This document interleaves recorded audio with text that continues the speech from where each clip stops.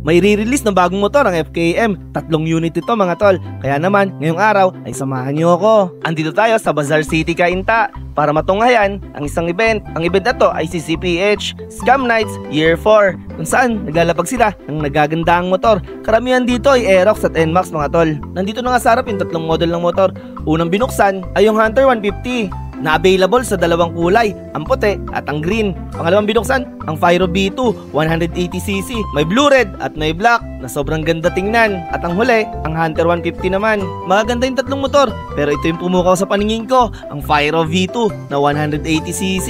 Ang kulay niya ay candy blue at candy red na sobrang solid tingnan at makabayan, Pilipinas. At ang color black naman niya hindi rin papahuli, napakaangas. Sana mabigyan tayo ng pagkakataon na ma-review tong motor na to. Ito yung itsura ng Hunter pag malapitan. Meron siyang kakaibang itsura mga idol. May built-in na driving light at may windshield. Ang Ranger 150 naman ay cute tingnan.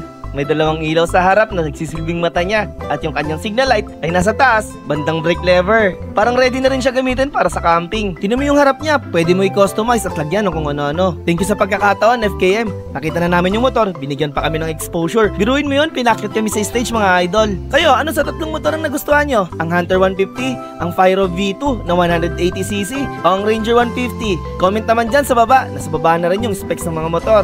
Yun lang, bye bye.